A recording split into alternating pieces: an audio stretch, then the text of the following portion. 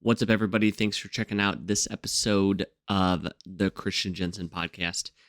Today I have Spencer Nix, who is the owner of the BPR Institute. BPR stands for Behavior Performance Research. And what Spencer and I talk about is the holistic model of coaching fitness, and that our experience and that our approach to fitness is that we are working on improving the whole person. And so a lot of people are attracted to fitness because of the physical benefits, and we have seen the psychological benefits, the health benefits, and him and I share the idea that we want to make sure that the work that we put in the gym actually enhances your life. Too many people get caught up in the sexy movements and sexy exercise, and the gym can easily become your life, and we can lose track of the very thing that we wanted to accomplish by starting the gym. So we talk all about the physical, the psychological, a little bit about nutrition, and how do we improve the whole person through fitness. So I hope you enjoy it.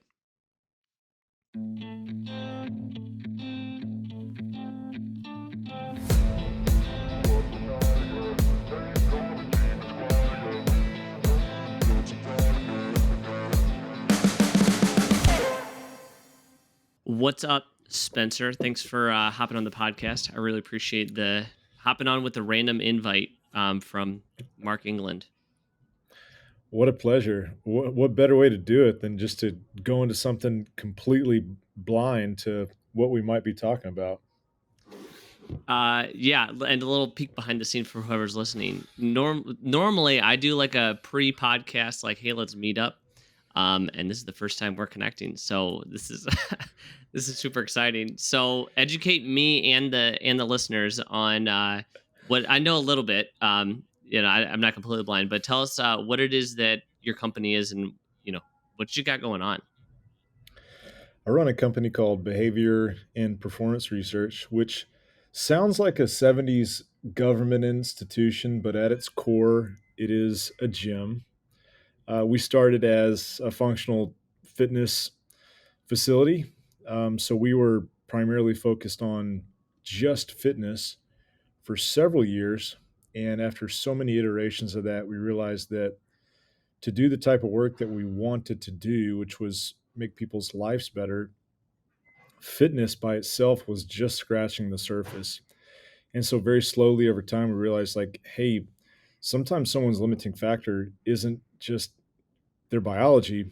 Sometimes it's their ability to recover. Sometimes it's their ability to process information and to handle the stress that life has. And at the deepest level, it's their ability to, and this is probably where we have a lot to talk about. It's their ability to tell better stories to themselves. And so we've switched from I wouldn't say switched. I would say we've expanded from once a fitness company to now, for lack of a better term, a health company, and one that's trying to serve our clients on multiple levels.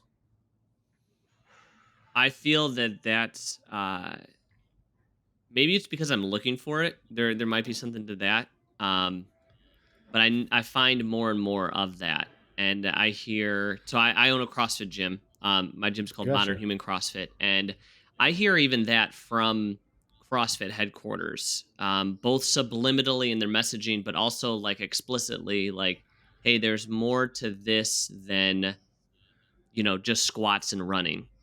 And there's more Yeah. more meat on the bone, more benefit to be had than simply doing some sexy exercise or doing something because we think it looks cool. Yeah, and I love that.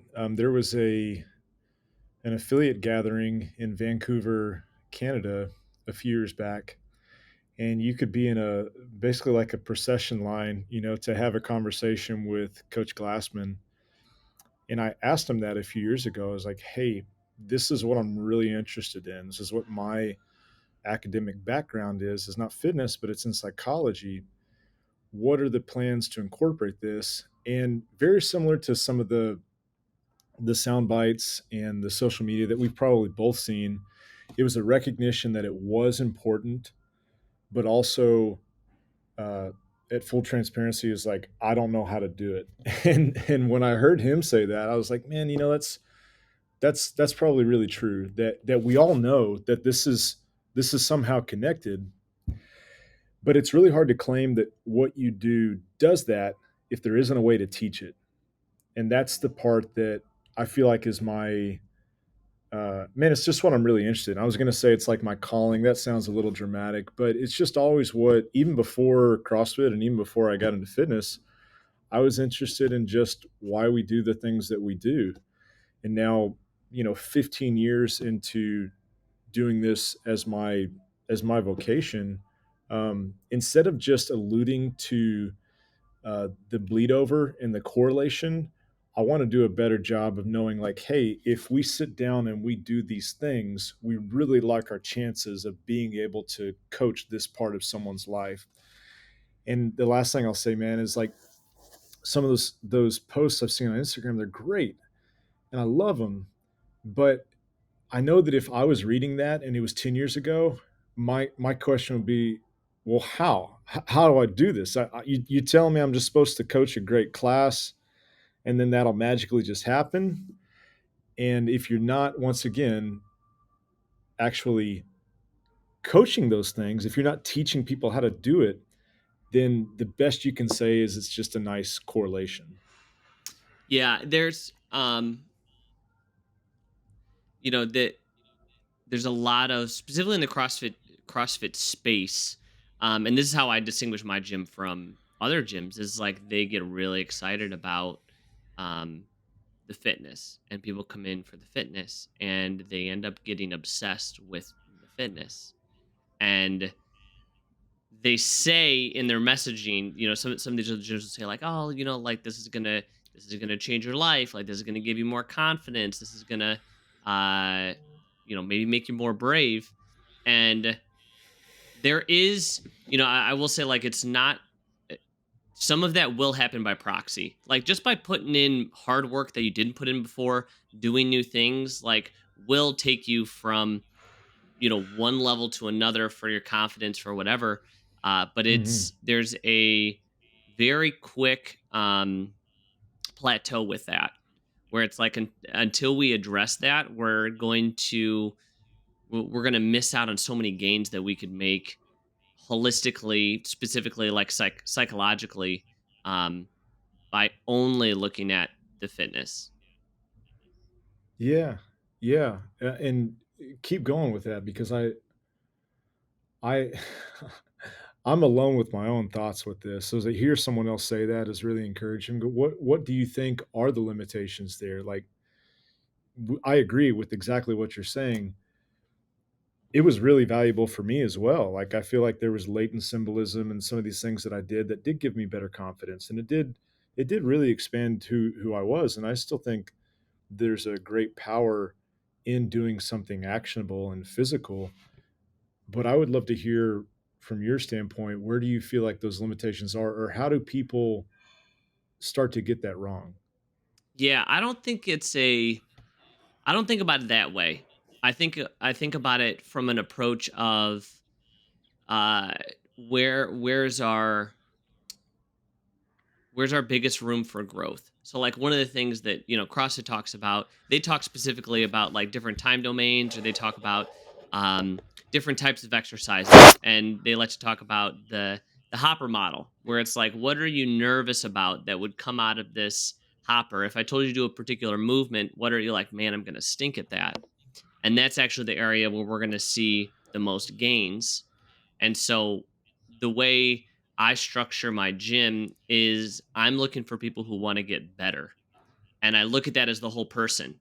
And so some people come in and they're already doing exercise. So I'm not presenting them with anything crazy new. We might expose them to new things, but compared to what they're doing to now, it's not that drastically new. But what I may be exposing them to is some sort of leadership. I may be exposing them to nutrition, or I may be exposing them to uh, mindset. And it's like, Mhm. okay, where are we lacking? And that's where I'm going to help with. And so that's really the three levers that I have to pull, or maybe it's four, if we count accountability. But looking at fitness, nutrition, and mindset are the three levers that I pull at my gym. And it depends on the person on which one we're going to put most of our effort in. But the idea is that everybody's going to be exposed to all of these in, some capacity. So, next question for you, because I also like that, you know, that that framework, the 10 general physical skills, and hey, wherever you're weakest, that's where we should focus. And in systems theory, that's called a limiting factor, right? And so where you apply the most leverage is where you need it. How do you determine what someone needs? So those three levers that you mentioned, how do you know where to start with someone? I start with what do you want and what are you doing? Hmm. And and then just listen. And so some people come in and they're like, "Hey, I want to, I've had a member who's like, "Hey, I've been working out a lot. I've been working out on my own. Um, but I'm missing something. I'm not connecting with other people. I notice that this isn't actually making my life better, and that's what I want." And so it's like, okay, cool. Well, then that tells me that when you come in, that fitness is not going to necessarily be the lever that's going to be the most productive, though, you will be exposed to it. We're going to look first at mindset. And it's like, what's been going on, and dive into there. Or, I may have somebody who's like, hey, I want to lose a bunch of weight. It's like, cool, come in, just take class, check the box. Whatever happens in class is awesome, but we're going to talk more about nutrition. And Mm. that's going to be our, and everything else is sort of run on autopilot while we prioritize um, this particular lever. Yeah. Do you ever have those conversations and there isn't great clarity on what you should do? Or because it's, you're basically triangulating their position between those three levers, do Yeah. you always know, like, okay, between one of these three things, this is where we'll at least initially put our focus?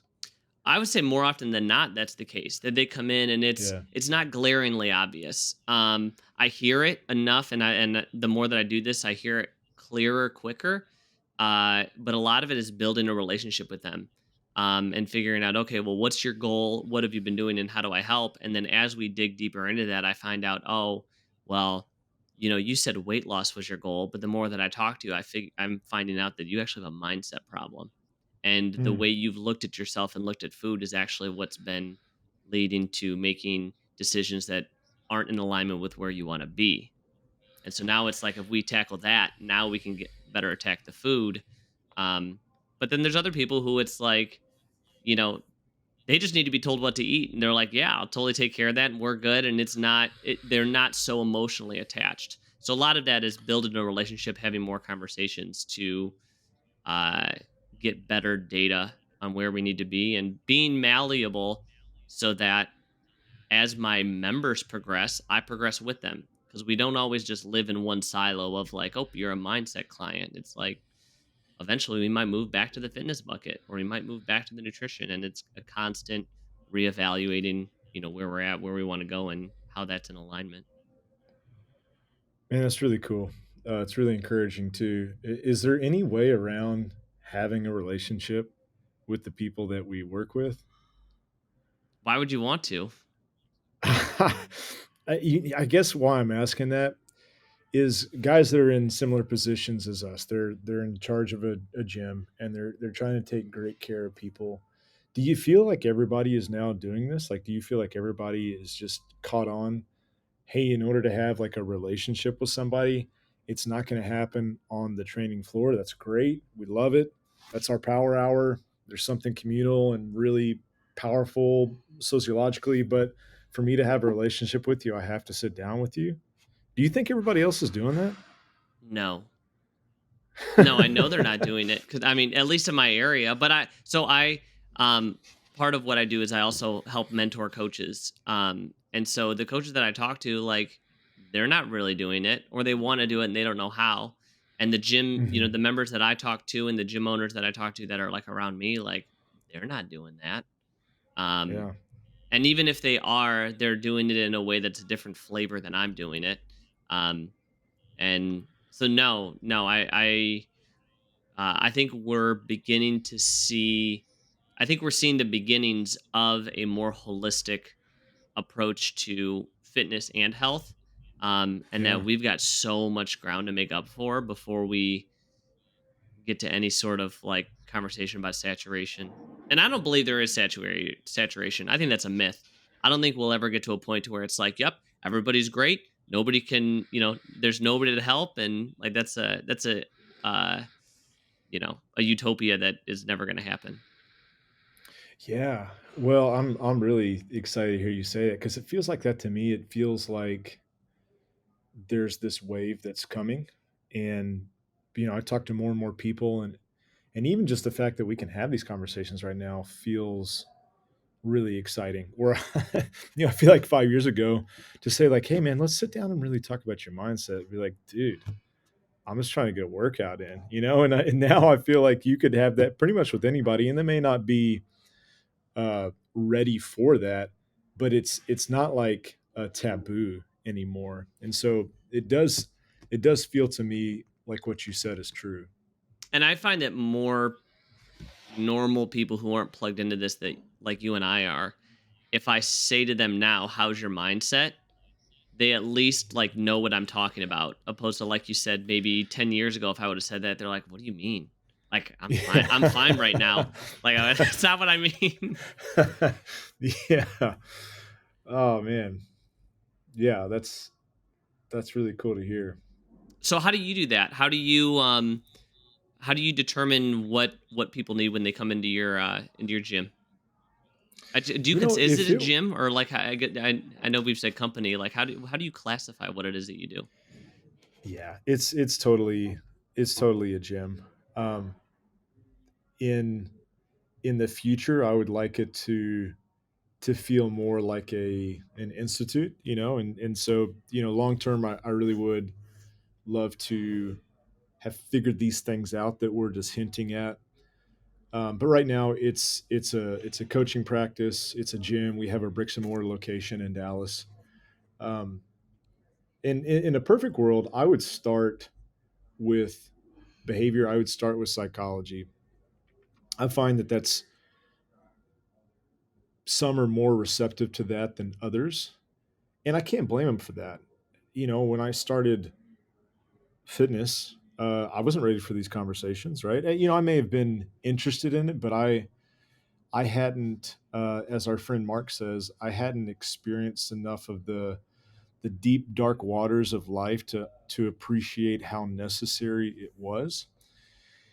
And so I give everyone that comes in here enough latitude on that. I know that at some point we're going to talk about that, but I'm not going to rush that conversation. Now you might ask, well, why do I want to lead with that? Because I feel like it is the root.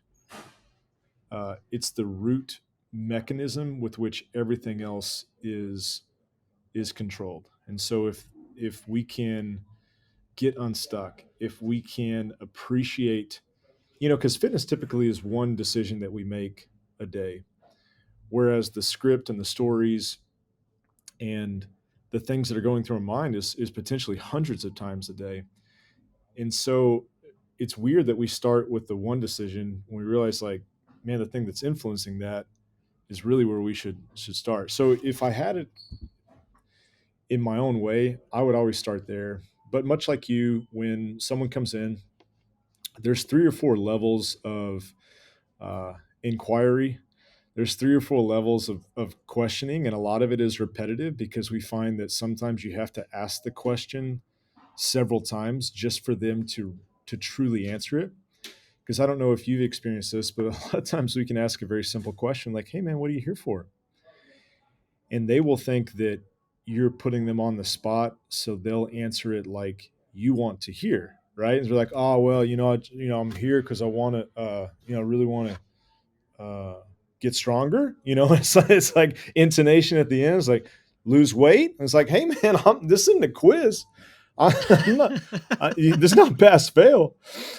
So we've created a very bland questionnaire. I put the psychometric fancy word next to it just because it is going to ask a lot of questions like a personality test would.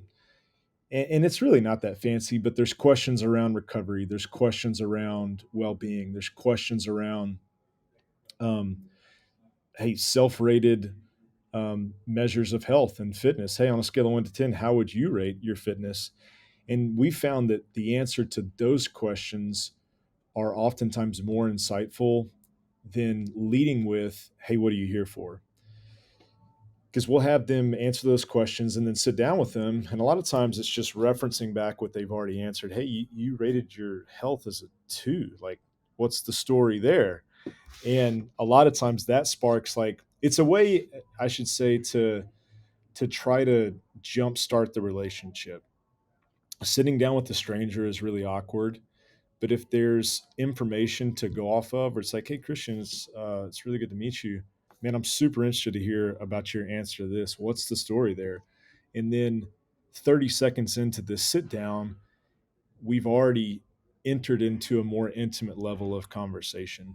So we do that, and then we always make a prescription at the end of this intro, and that prescription is, it sounds very similar to what you said, like, hey, based on everything that you said, this is what I would recommend that we do to start. And we always give a defined end date for that, because if you sit down with somebody and you say, hey man, we're going to do mindset in forever, they're like, I don't know if I want to if I want to join this Yeah. program. But it's like, hey, all the stuff that you want to do, we're going to do it, but the real focus, the intensive that we're going to start with is this, and here's why. Because of everything that you said, this seems to make the most sense.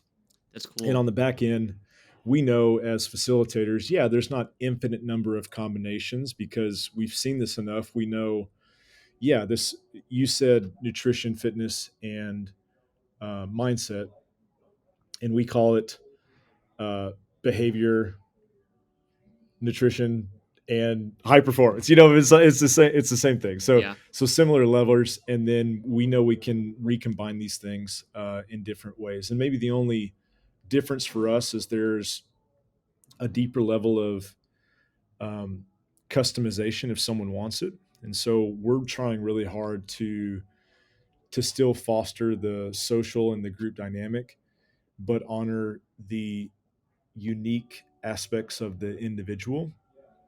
And therefore, man, how could we all get together and train together? But because my goals are this, or like you said earlier, because we're trying to do like the bare minimum work requirement because our focus is on nutrition, how might they leave this group session unscathed every day? Which, as facilitators, makes sense in our brain, but as the participants, sometimes that's a really hard thing to be successful with. That's cool. Yeah, I like that you really like worked on systemizing how do we deliver that. Um, and I don't know. I'm at this place where it's like mine's very informal. Like I do offer mindset coaching, I offer nutrition, and I basically tell everybody with particular I using the nutrition as an example. I basically tell us like, dude, there's 3 ways to get help. There's always general knowledge. You hop in our classes, we're gonna be talking about nutrition, we're gonna be talking about mindset. We can hang out afterwards, we can chat. We're just a vast of knowledge. So like we're here for Mm-hmm. you. Mm-hmm. And that's nothing extra. That's part of what you pay for. But if you want more, we do, and we do this for mindset too. Is like we have a couple challenges a year, and I wish there was a better word for challenge, but I've yet to come up with one. But we do, Yeah. probably 3 a year, where like we're gonna look into, I don't know, we're gonna look into some stuff. So it's like at the beginning of the year, it was like very mindset focused. We talked about soft talk. Um, Mm-hmm. if you don't know what soft talk is, go back, listen to the episode with Mark. He talked about soft talk. But we looked at we looked at our language. How's our language working for us? What are some mindset practices that we do? We do the same thing with nutrition. We might do a nutrition challenge where it looks at protein, sleep, vegetables. And then a third way is like, I need a lot of help, is like we do one-on-one. And it's like we do one-on-one nutrition coaching. I do one-on-one mindset. Um, and and then for my people that need fitness, it's like what we're gonna look at for them is like making sure that, one, you're showing up as much as you're supposed to, paying attention to Mm-hmm. what you're doing, outside of class? Like, are you only working out and then being sedentary the whole time, or are you like actually going to be active? And then for some people on the opposite bookend is like, are you doing too much? Are you trying to smash yourself in here and then smash yourself outside of the gym? Then you're not going to get gains. It's like we got to rest Hmm. too, and so um, that's that's how we've approached it, and that's all just like conversational and relationship based. And my gym's still small enough where like that's working, but I can definitely see in the future like, hey, we need to formalize this better. Yeah. Well, I was listening to you, I was like, okay, I'm kind of getting a picture that Christian gets to have a lot of these conversations, which is super awesome. And um, I just had to sit down and say, hey, if because we have 6 full-time staff members, and people that are helping us with the sales process, and I realized, like, okay, I've got to spell this out for everyone else. So if they're going to sit down and have this conversation, what's the rubric? What's the thing that can be playing in the back of their mind? Is like, okay, ask this question. Okay, ask this question. And Yeah, very similar to four-stepping a story, right? There's a template and there's a skeleton that when you're the actual musician playing those notes, you can still improvise. You can still play jazz, but we just know, like, hey, on the back end, yeah, this is the framework that we want to make sure we're all doing, so that every person feels like they're getting the same experience. And I used to shit on that stuff, because it's not why I got into fitness, right? Because I wanted to have a direct impact with every single person. But I'd realized, like, man, the sweetest thing that you can do for your clients is to create this system, so those that you can't directly interact with, that they're well taken care of. So it's definitely been a journey to arrive at that point myself, where I don't feel like I have to be in control of that. Don't know if that hits on any level. yeah, and yeah, no, that does. That's really cool. Yeah, the goal is to get to that place and have a bigger team, and like, and we're always working on being more cohesive and making sure that the team knows like, hey, what's the greater mission, and Hmm. what are the tools that we have at our exposure to make sure that we're helping our members the best that we can. Yeah, man. So how long have you been doing this? I've been coaching for 6 years. I've been doing CrossFit for 10 consecutively. I got introduced to it in high school and then rediscovered it as an adult. Uh, but I've owned my gym now for going on 2.5 years. So it's all pretty new. How much has it changed since you took ownership? Was there a lot that you changed, or were these things that we're talking about pretty much already in place, and so it was an easy transition? No, I changed the whole thing. I took over my gym. I did. I took over my gym. There was I was coaching for the outfit that was in there before. They were a functional fitness gym, and I say functional fitness because they weren't a CrossFit affiliate. Um, Oh, so I was coaching for them, and then I got into the situation where I had the opportunity to buy it, and so yeah, I cool. bought it, and basically I bought the equipment in the good faith that the members would stay, and they did. And then we I mean, we basically completely flipped it on its head. I mean, the only thing that we do the same is like the class times are the same, and we do CrossFit, and other than that there's a whole lot that we do different. um and our members really enjoy it. We started with putting a lot of effort into our classes and our coaching, and making sure that like that was productive and executed in a way that's authentic with CrossFit. And so what that means is like, we do basically, for the most part, we do one workout a day. We, general warm up, we prep for that workout, we do the workout, we do the cool down, and we coach the hell out of our members during that hour. uh and that took about a year to get what I would say like up to par. Um, it's constantly improving, but after that year, it's like, okay, cool. I'm happy with where we're at. And This year, we've really been working on like getting deeper with our members and doing this thing that Mm, we talked about is how do I better connect with them? How do I get them plugged in, not just with me, but like in this gym. And a lot of gyms say like, "Oh, we have a community."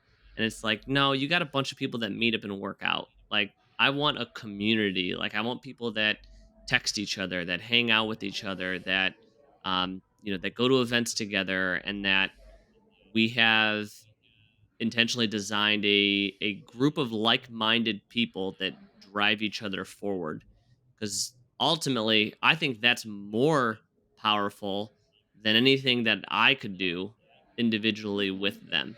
Because I can work one-on-one with them, but it's like if I'm gone, like you're going to be you would actually be better off hanging out with other people who do this than just like listening to me all the time. yeah, yeah. What are the ways that you're trying to make that happen?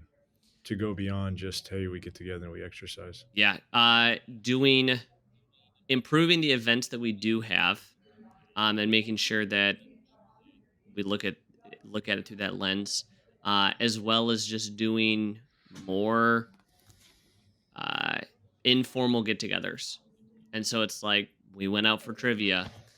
There was Star Wars trivia going on, and I'm a big Star Wars fan. So we got a bunch of I us out see for Star that. Wars trivia. Um, Did you uh, wipe the floor with them? Did you show them who the boss is? thanks for calling me out. I got third. Hey, There was a there was it's probably good. Yeah, I mean it was good. There was some philosophical debates on why I thought my answers were right, but we ended up in a four-way tie, I think it was, for second place, and so we ended up in third. So Can I hear, because I'm also a Star Wars fan, can I hear what the philosophical debate was? yeah, I'll preface with that I've since seceded. I acknowledge that I was wrong, Okay. but That's very, very big of you. yeah. So the question, the categories that I missed were: was this character a Sith, a Jedi, neither, or both? And so I was like, oh, easy peasy. So they dropped in there. The ones that I disagreed with was Kylo Ren and Snoke. And Mm. so they told me that Snoke was neither, and Kylo Ren was also neither. And Huh. so I still don't know that I agree with the Kylo Ren, but the whole thing with Snoke was that though he was like created by, Palpatine, he was never given a Mm-hmm. Sith title. He was never given the Mm. title of Darth. It's Mm. like, okay. I did a little research afterwards. I was like, okay, I can accept that. Um but then my thing with Kylo Ren is like he was in the Jedi Academy. It's like so it's like if it's a no, then then we have to have a philosophical debate about like what constitute as a Jedi, because it's like if they're Padawans, like are they not a Jedi yet? Like, because I in my mind Jedi is like categorical, and then we get into specifics of like, okay, well, where are you in your Jedi journey? It's like, oh, well, I'm a Padawan, I'm a Mm. knight, I'm a master. And it's like that doesn't make you not a Jedi. And it's like Yeah. you're at the Jedi temple. Like, what else are you there for? Um, so that was those are the questions that I got wrong. That I was like, ah. So that's where I'm at on that.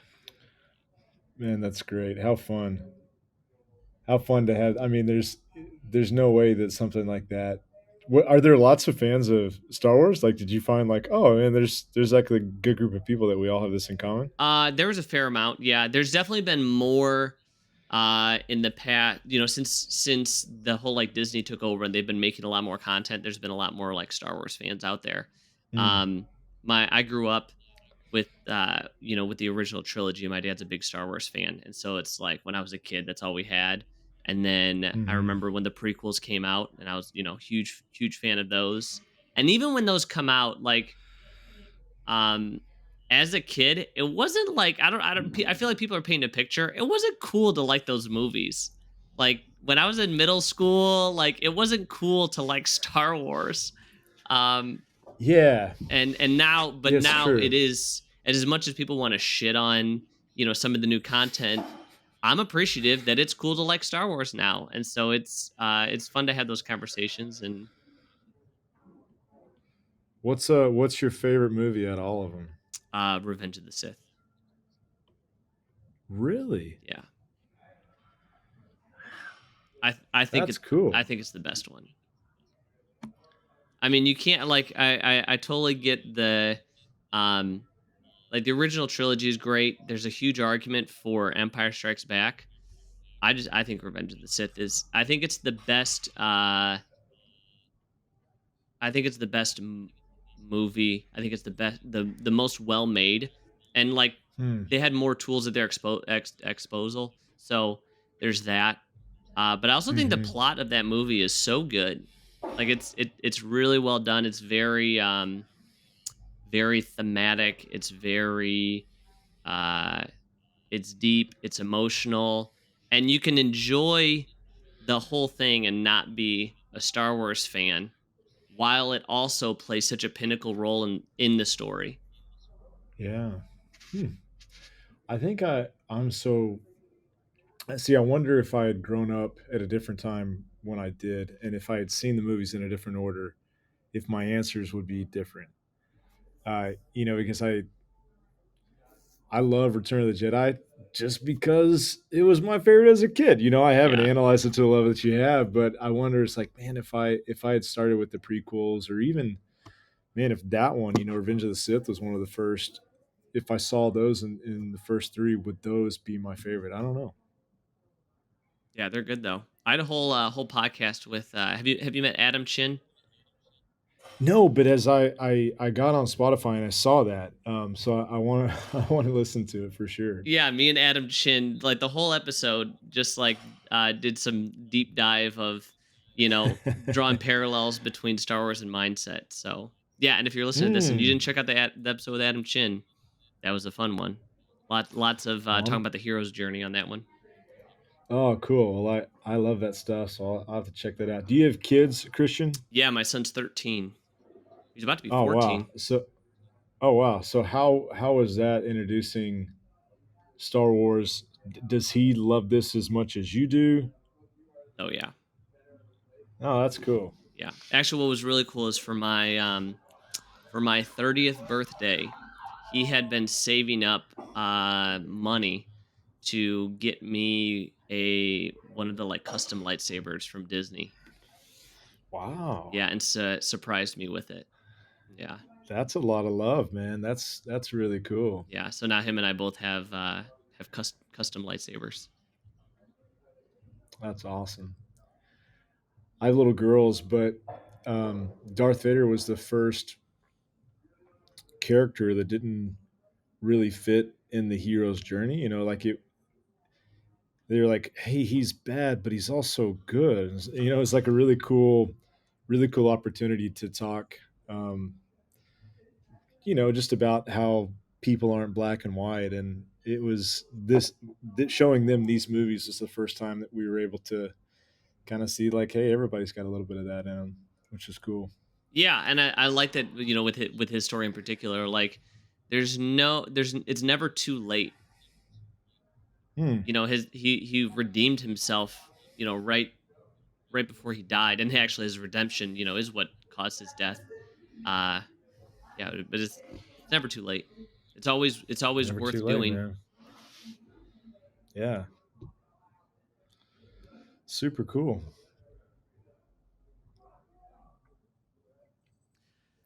So what do you find? I want to swing all the way back around. We were talking about the how this has like shifted in the fitness space to more of like a holistic approach. Um, what do you find is the biggest uh, area that people lack? Like I know we talked about like what like gyms lack, because I know we talked about like, hey, gyms are saying it helps your mindset, but it's not really helping your mindset. Where do you think gyms Mhm. need to go, or coaches?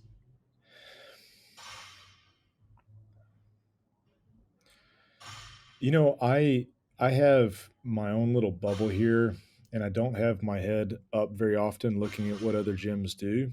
So everything I'm about to say, whoever hears this, they could hear it and say, "Well, that's just absolutely wrong. Like all gyms are doing this." But my guess is if we're talking specifically about, functional fitness gyms, we're talking about CrossFit gyms. We got into this because it was a model that almost seemed too good to be true. It's like, okay, so you're telling me I can rent a warehouse, play great music, take people through an hour of coaching, and that's all I got to do? And a lot of the curriculum around the level 1, level 2 certifications, at least for CrossFit, are focused on what happens in a group. There isn't any, to my knowledge, there isn't any formal instruction about how to do this thing that we're talking about. And every time that I say that to somebody, they say, "Well, yeah, CrossFit's it's lots of personal training." And I was like, "Well, if that's true, there's no specialty certification that I can go to get that information."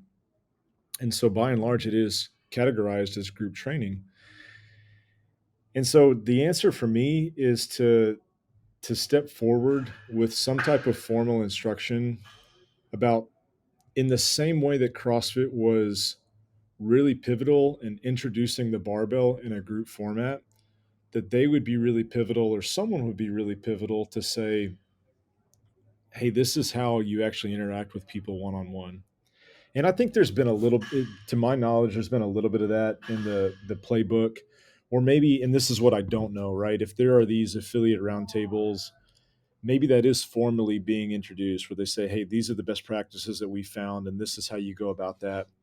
Um, if that's the case, I just don't know it, and I'm ignorant of it. So I think some type of formal process for people to learn and understand how you can have both, because all I hear is, okay, you're either in the group or you're doing private training. I don't hear a lot about this carryover or this marriage between these two things, where you can have those things happening simultaneously. And that's why there's been so many, it sounds like you've been in CrossFit for a long time, so you'll remember and recognize like some of these times in the past where someone will branch off and they'll say, CrossFit's stupid, and so now I'm just going to do, individual program design. And it feels like in the past that decision has always been really black and white. It's like, hey, I'm going to do this and I'm doing all the things that I did for CrossFit, or I'm de-affiliating and CrossFit's stupid and now I'm going to go do, something drastically different. And I think the answer is somewhere in the middle. To just keep doing shit like we were taught is probably a great way to be extinct. That doesn't mean that you totally abandon all of the wonderful things that this program and this methodology have given us. By all means, like, stick to the roots of that. But man, let's continue to evolve this thing in a way that feels relevant for this wave that you and I have recognized is coming. And and from a coaching standpoint, I think it's having courage to step into these different realms. The same way as if I was a MMA fighter and I was really great at kickboxing and all the things that you're supposed to be great at, and then someone said, "Hey, there's this new modality." I wouldn't, if I wanted to be the best fighter possible, shit on that. I would say, "Okay, I've got to figure out how to do that." And furthermore, in using that silly analogy, if someone's like, there's a new area of fighting, but no one has formalized how to do that. We know that it's important, but nobody really knows how to do that. Then anybody who's a great fighter would be like, "Well, I'm going to go figure it out. I'm going to go over to, Africa or wherever they're doing this, and I'll be the first one to do it." And so I think if coaches really want to help people they need to have that same mentality. And it feels a little like the Wild West, right? It's like what's a good way to sum it up? It's like we don't we don't know how to get there, but we know exactly where we're supposed to go. You know what I mean? Yeah. And so I think, hey, maybe that time has passed where there isn't going to be some formal institution like CrossFit. Maybe that's not CrossFit's job, right? Maybe their job is to be that one silo of fitness and to do as good of a job as they possibly can. And I think they've done phenomenal. Like they've changed the game as far as like that one aspect is concerned. And so maybe that's not even their responsibility, but I do think it needs to be on both of those levels. Is your gym a CrossFit affiliate? It is, and it has been for the last 15 years. That's awesome. That's cool because I mean, what you've described, um, you would be there would be validity in you deciding like, hey, I no longer identify with this, and there's plenty of gyms that have done that. Um, and to what you've described, and I agree with, is like it's not an or, it's an and. Like this fits Yeah. my model, and I do this.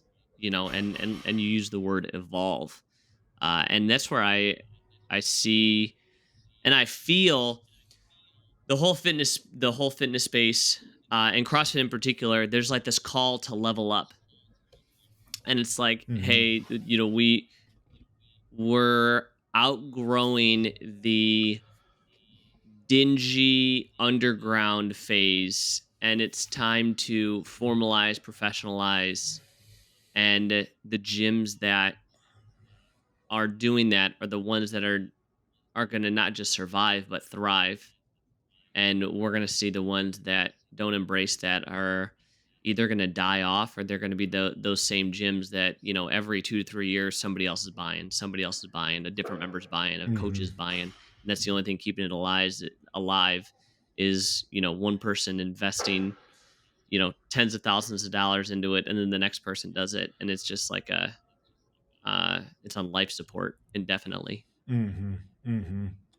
I think that's true, man. I don't want it to be true, because we started exactly what you said, as a 6,000 square foot warehouse with no AC, no heat, Dallas, you know, dingy. And I love that era of coming up, but that era is gone, unfortunately. And I don't ever want to speak in generalities to say this is always the case, but I know a lot of gyms that aren't open anymore because the owner thought, "Oh shucks, man, I can stay open based on the goodwill of how hard I'm trying to take care of people in a group class." And to your point, unfortunately, I just don't think that's enough anymore. Yeah, I totally agree. And it especially when you look at how CrossFit has impacted the space, like F45 and Orange Theory exist because of CrossFit. And they're Hmm. providing a I would say a similar class experience. And we could go into the weeds and talk about the differences, but it's similar enough to where it's like the layman's person walks in and doesn't exactly see all of the differences, and they're doing it in a way Hmm. that's like very clean and professional, and they are charging more, and they're providing a better experience. Well, then now people are, and it's not that much more, and people are going to pay that little bit extra for that better experience. And so now it's our job to look at like, okay, how do we level this up, and how do we, and the way I look at this is like, how do I deliver this in a way that is authentically CrossFit, and it actually impacts people's lives, and it's still cool, because there is like this coolness to be able to say like, hey, I do CrossFit, and I believe that's still there. And so I want to make sure that what we do, you know makes people still proud to walk around with like CrossFit on their shirt. Mm. Yeah, I really, I think every gym owner probably feels this. They want to sit somebody down and be like, "Hey, you don't realize like how different We Are from F45. But, Yeah. all those places, they have very astutely sat back, figured out what was working, and they're now doing it in a more efficient and more professionalized way than most gyms are. And you can, and so you say, well, we use a barbell, so it's really different. But to most, it's just like, to most consumers are like, I don't give a shit about that. It's like describing, I didn't make up this analogy, but it's like most clients just want to hear the results. They don't care about the vehicle with which you take them there. And so we know, like, man, the barbell's a great tool. Hey, look at these high skill gymnastics moves that we can introduce to you. But I think we're just missing the plot there. And so I don't really, I think years ago, now that we're having this conversation, I realized that I didn't want to have to compete on something that for the consumer, they couldn't tell the difference. But if we're comparing a gym that does fitness, and my business, your business, any other business, like, hey, they're hitting on all of these cylinders that you're not even using those words in your gym. It's very clear who's winning that game. Now, there's going to be people that just want that one thing, and that's great. But deep down, Christian, I'm really competitive, but I want to compete in a game that no one can beat me at. I don't want to just play the same game that everybody else is playing. And so what's nice is that thing I just said, my heart really believes that that's the best thing that people need, but it's also a great answer of how to compete in the fitness landscape today. It's like not even a question if somebody really wants to be healthy, who they're going to go and see. Even if we don't, between facilitator to facilitator, even if I don't have it all figured out, I'm at least on that journey, right? I'm at least getting some reps in right now. We're failing and iterating so many times, and we have for so many years. I'm light years ahead of somebody that just today is like, yeah, maybe I'll start to like have a conversation about nutrition. Ship sailed, dude. And it's because I think years ago I was like, I'm just sick of explaining the difference between us and Barry's boot camp. Yeah. I really connect with that. And uh my mentors at Best Hour of their day, one of the tools that we plugged in with them right when we took over our affiliate. And one of the things that they talked about is like, what actually makes your gym different than all the other CrossFit gyms? And if you have a gym across the street, which I do, like, what makes you different than that gym? And Mm-hmm. I realized, like, oh shit, like, what does make it different? Because you can only wave that CrossFit flag for so long, and to where, like, people are, they want to know what makes you different than the CrossFit gym over here. And Mm-hmm. to what you had said was, we use language that nobody else in my area is using. And we talk about helping our members become happy, healthy, and more adventurous. Mm. And nobody's talking about that. And it's Love like, that. they, Yeah. they might be talking about, let's get super fit, let's work hard, let's do, whatever, or they might not have messaging at all. And so when they come into my gym and I tell them, like, I like to tell them that, like, CrossFit gyms are like Mexican restaurants. Like, you walk into the restaurant, you have a good idea of, like, the type of food that they serve. They might have a certain kind of drinks. But you know that no two Mexican restaurants are the same. And the food's different, the service is different, the atmosphere is different. And what makes us different is that, as much as we like the fitness, we like the high skill gymnastics, we like lifting heavy, we don't lose the forest for the trees. We make sure that this is directly impacting your life outside the gym. I want to make sure that the hard work that you're putting in here makes you happier. It makes you healthier. It makes you adventurous, in the sense that, like, I actually go outside and apply my fitness, and adventurous in the sense that, like, I go do new and brave things. Hmm. And if that happens, then like we won. And if that's what you're looking for, that's what we do. But if you're just looking for a gym to like smash your face in the pavement and you want somebody to just, cheerlead you into injuring yourself, well, then this isn't the gym and no big deal. I can point you in that direction. Hmm. Yeah, that's cool, man.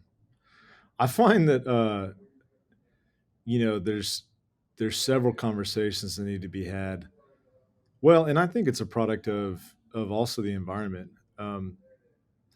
because someone will come into a gym and the first thing they do is they look around and be like, okay, this is a new environment.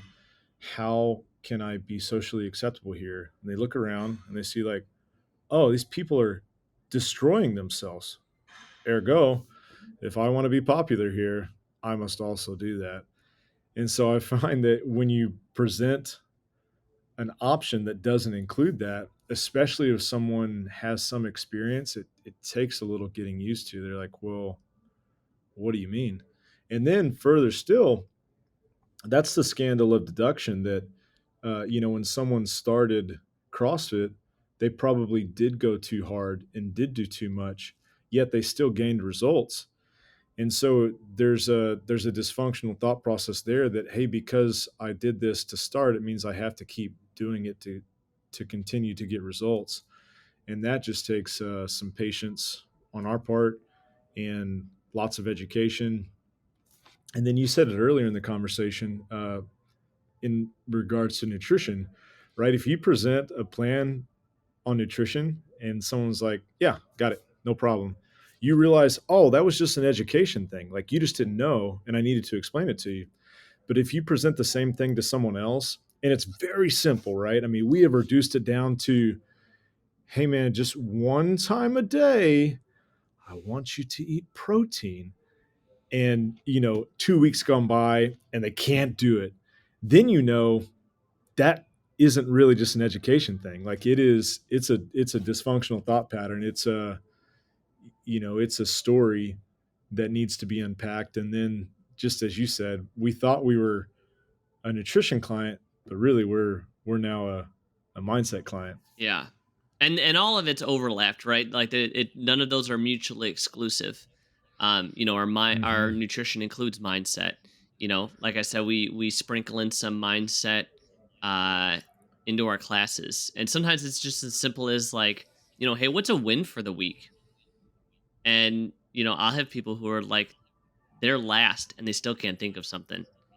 It's like, man, like, bro, you can't think of one win for the week? Like you can't what was one Hmm. good thing that happened this week? And if you can't think Hmm. of that, like, man, like we got some work we got to do. Yeah. Yeah. Very telling.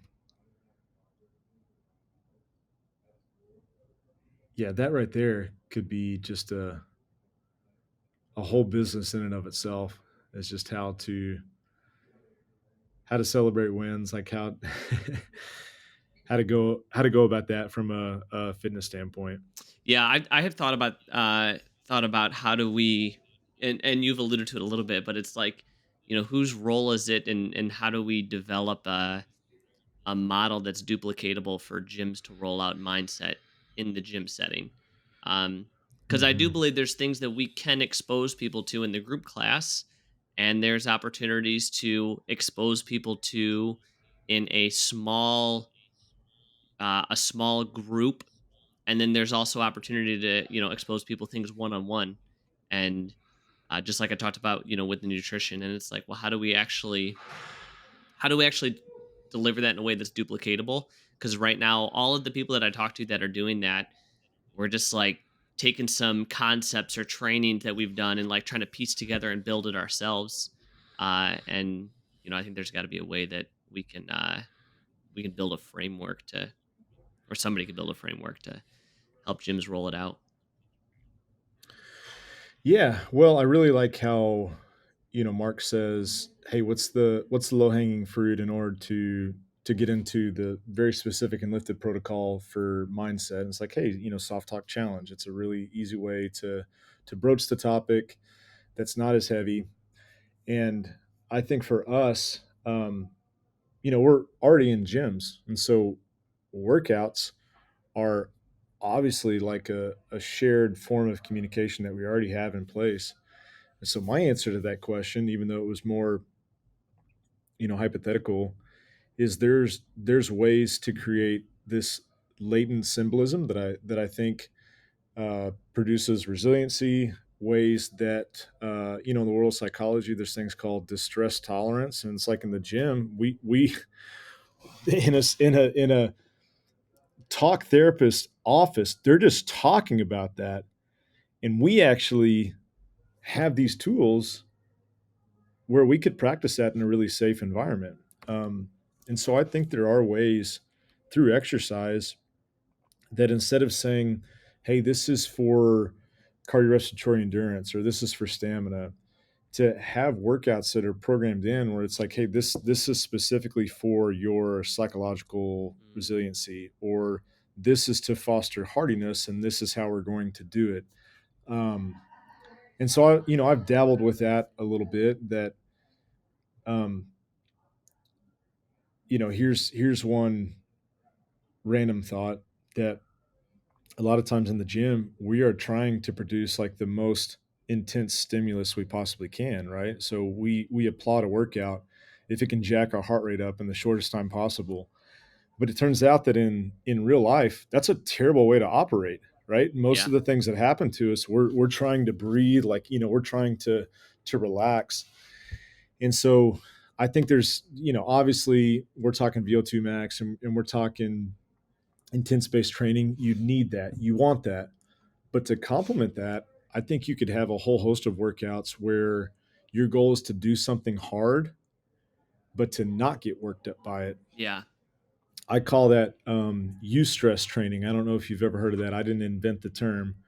Um, but for example, taking a really heavy back squat, but maintaining a very, very low rate of exertion surrounding that. And so, easy metrics are heart rate, or if you have access to a pulse oximeter, something where you're doing something that's really hard, like this is heavy compared to your max, but you're never letting yourself show any type of strain. You're never letting your heart rate get up, and you can train and improve that the same way that you can improve anything else. And so I think that the next frontier is, yeah, we're having these conversations around mindset, but to actually have these physical experiences where we can train those same things. I think we just have the ability to do that in ways that counselors and psychotherapists would only dream of, but it's not where their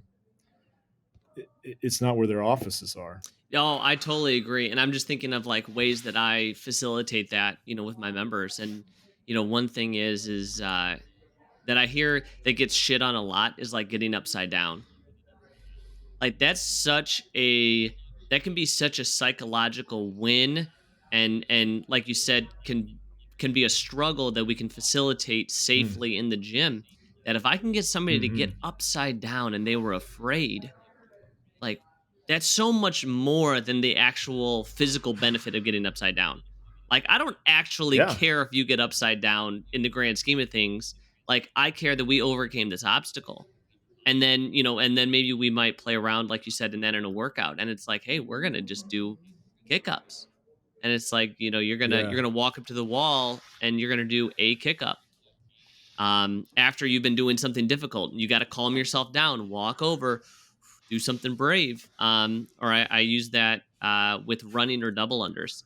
Like a lot of people get all tensed up and they're like, why is this so hard? And I'm like, you're not breathing. And Hmm. just like by being able to like down regulate while you do this effort, they're like, oh, I can actually do more this way.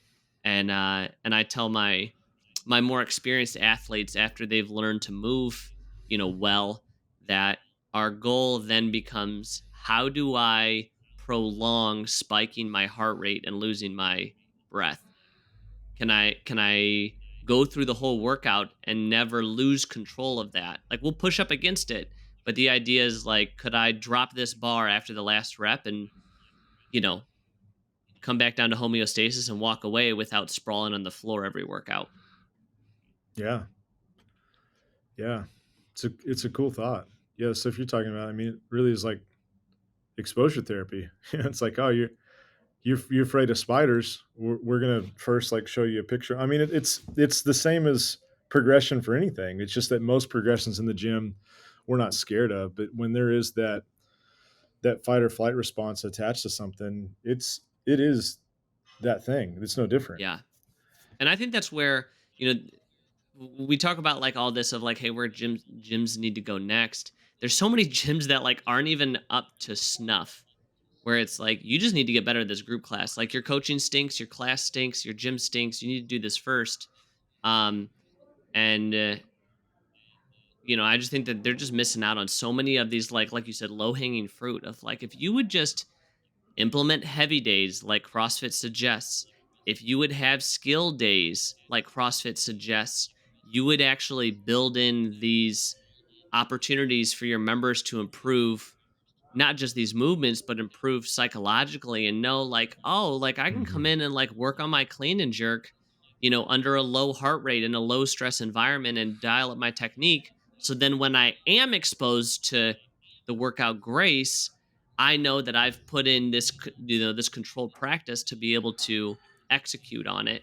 And then that turns into, that compounds then to, oh, well, now I can do this outside of life because I practice things in the gym. And then when something comes up in a high stress environment, I can pull out that toolbox, maybe even subconsciously, and be able to execute on it. Yeah, yeah. It's really basic stuff for the most part. These highbrow laden symbolic gestures cool, but it's like, man, I totally agree with you that just the basics done well, there's still that correlation. Whether you know how to get there or not isn't the point, but the fact that it still exists is, something to be said, that like the way I want to do it is just the way that I think sounds good to me. But I totally recognize that just doing the basics well is still really potent, powerful, and awesome. And um, I think I've just been, like you said, just disappointed that for some reason, and we could get into the psychology of a business owner or a coach, it doesn't seem to always be there. Yeah. Yeah. And that's that's why we when we mentioned all the way in the beginning where I had said that there's psychological benefits to be made in the gym, um, but that there's a limit to that. And like you had just said, it's like if we like focus on getting good at the basics well as like a coach and a gym owner, your that alone is going to raise up the bar of the impact that you're going to make, you know, physically, uh, for fitness, health, and mindset. That's going to raise the bar, and then the next iteration of that is like, okay, well now how do I help these if I'm interested? How do I help these people with these specific things? But there's more, I think in my gym there's more members than not who I can serve just fine doing the basics really well. And it's actually that Hmm. smaller part of the population where it's like, okay, uh, let's dig in. And I find that even those people that dig in, they just need a little temporary extra help. Like you said, like there's a Hmm. time frame, like, hey, I need to do nutrition coaching for 6 months, or I need to do 6 mindset sessions. And then I'm kind of good to go on my way. And when something else comes up, I'll come back and we might do something different. Yeah, yeah. You can never outgrow the basic stuff, and I that's something we talk about a lot as a staff. Is like, yeah, we're excited about this holistic approach, and yeah, we're putting a lot of focus and effort on how we might coach behavior. But I am never under the assumption that the reason people are here is so they can get very physically fit. Um, there's a movie I'm going to reference. I don't know if you've ever seen it. It's called Quigley Down Under. Have you ever seen this movie? Yes. What? That's a hell Yeah. of a reference. Oh my gosh, my mom loves Quigley Down Under. Oh my gosh. I, You made me so I happy don't with know why I that. thought. I don't know why I thought of that, but at the and spoiler alert, if someone's listening to this and they haven't seen it, but he's a world class rifleman, and every time throughout the movie, they say like, hey, do you want a pistol? And he's like, oh, I never had much use for one. Because he's so focused on the rifle. And at the end, he just blasts everybody with a pistol. And the guys lying there they're so shocked that not only was he competent, he was like great with it. And he said, "Hey, I didn't say I didn't know how to use it. I just said I didn't have much use for one." And I think for me, it's like I didn't say that fitness wasn't important. I just said that for me, I didn't have much use for a facility that's only doing that by itself. And yeah, to me, it's a good analogy to say it doesn't mean I'm shitting on anything. It just means for me, I have uh, so much of a desire to get good at these things because between us girls, I already feel like I'm good at the other stuff. I love that, dude. I really identify with that a lot. That really hits home. That really hits home. Um, Well, thank goodness you'd seen the movie because otherwise, it would have just fallen on deaf ears. I don't know. I think that was a good analogy. And if you haven't seen the movie, go watch Quickly Down Under. Um, Absolutely. there, that's so funny. Um, well, we'll call that good. What if people want to find more about you and your gym? Where can they find you? Man, I was an early adopter for Instagram, so my handle is Spencer Nix Nix. Um, and then Are there like multiple Spencer our Nicks out there who are fighting for your handle? well, there's a black pastor in Atlanta that has DM'd me and said, "Hey, can I have this?" I was like, "No, man, it's my name." You offer to sell it to So them? I didn't even broach the topic. I was just like, no. Um, our gym handle is BPR Institute, and our website is the same. Uh, and we're out there, man, just fighting the crusade, I love it. just like you. I love it. Thanks, dude. I really appreciate your time, and I love that uh we connected on so much. What a pleasure. Thank you very much. Thanks for listening to this episode. If you're ready to rewrite your story, get out of your own way, design a life that gets you excited to wake up in the morning and do something that you love, book a discovery call, and we will chat about whether mindset and lifestyle coaching is for you. Until next time, thanks again for listening.